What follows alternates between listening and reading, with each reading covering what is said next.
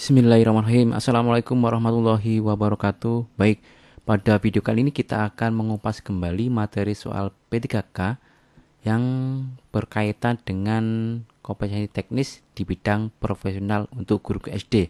Karena apa? Karena materi ini banyak yang muncul untuk seleksi P3K yang hari pertama ya. Jadi lebih banyak di bidang profesionalnya guru SD. Baik, langsung ke soal yang pertama Bapak Ibu.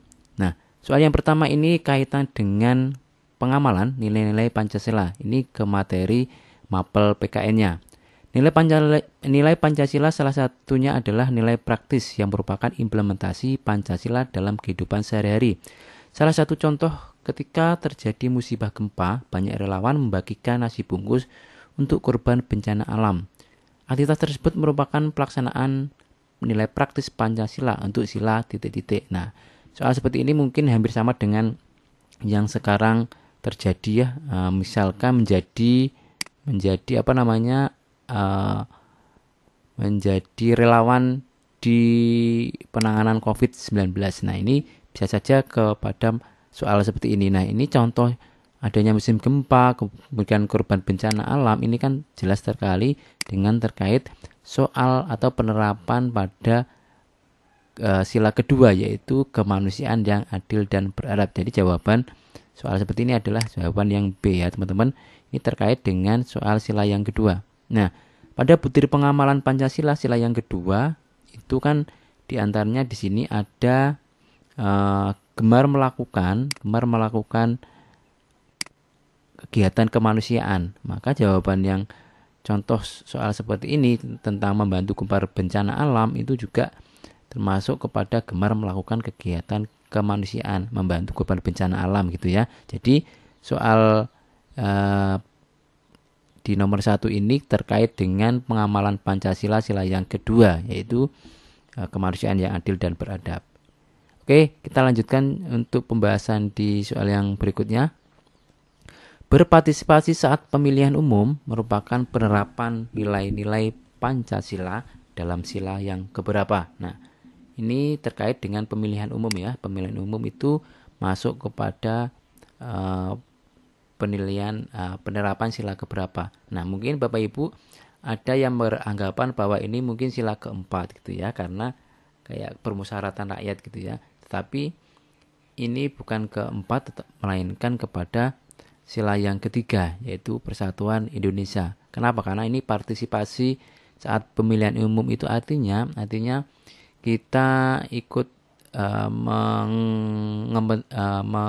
mendahulukan kepentingan bersama, kepentingan negara gitu ya. Nah, di sini sesuai dengan butir yang pertama ini, itu mampu menempatkan persatuan dan kesatuan serta kepentingan dan keselamatan bangsa negara sebagai kepentingan bersama di atas kepentingan pribadi. Nah, jadi berpartisipasi menjadi pemilihan umum atau pemilihan wali kota ataupun gubernur itu masuk di sila ketiga ini. Ini terkait dengan pengamalan butir Pancasila sila yang ketiga. Baik, kita lanjutkan untuk soal berikutnya. Melihat pameran foto atau lukisan, mendengarkan musik dari sumber musik aslinya adalah bentuk contoh penerapan Pancasila sila titik-titik. Nah, intinya ini masuk kepada pembahasan di menghargai karya orang lain ya, menghargai karya orang. Nah, menghargai karya orang itu masuk di sila kelima ya, Bapak Ibu. Ini masuk ke dalam sila kelima. Sila kelima. Nah, pembahasannya seperti ini. Jadi, pengamalan Pancasila sila kelima itu diantaranya adalah di sini ada tentang suka menghargai hasil karya orang lain yang ke-10 ini ya.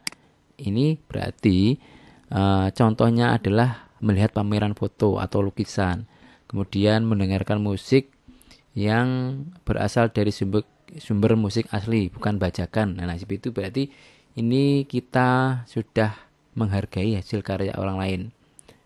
Jadi sila kelima itu ya teman-teman. Baik, kita lanjutkan untuk soal yang berikutnya. Amandemen ketiga Undang-Undang Dasar 45 dilakukan pada tanggal, ini kaitan dengan materi Undang-Undang Dasar dan amandemennya. Nah, baik, amandemen itu sebanyak 4 kali ya teman-teman. Bapak Ibu perhatikan. Amandemen yang pertama ini di tanggal Oktober ya, tanggal Oktober 14 Oktober ini ya, sampai 21. Kemudian amandemen kedua adalah tanggal 7 sampai 8 Agustus. Nah, untuk amandemen ketiga ini tanggal 1 sampai 9 November. Nah, yang ditanya adalah amandemen ketiga ini tanggal 1 sampai 9 November 2001. Nah, berarti jawaban yang B ya, teman-teman. Untuk soal yang seperti ini. Baik, kita lanjutkan untuk soal berikutnya. Berdasarkan bentuk secara geografis, salah satu negara ASEAN adalah cirinya adalah kompak ya. Jadi negara ASEAN secara geografis itu yang disebut dengan ini kompak. Nah, kompak di sini artinya adalah titik-titik. A berbentuk menyerupai lingkaran, berbentuk kepulauan terpisah, atau berbentuk memanjang, atau berbentuk kompleks dan beragam. Nah, pembahasannya seperti ini. Jadi kompak itu ini artinya adalah berbentuk hampir menyerupai lingkaran ya. Contohnya adalah negara Kamboja. Nah, ini mungkin contoh soal yang lain, mungkin contoh negara yang berbentuk geografis secara kompak ya, bisa saja dimasukkan dengan Kamboja. Kemudian adalah fragmented. Fragmented itu kepulauan yang terpisah-pisah. Contohnya adalah negara Indonesia ya. Kemudian elongated adalah memanjang. Contohnya Vietnam.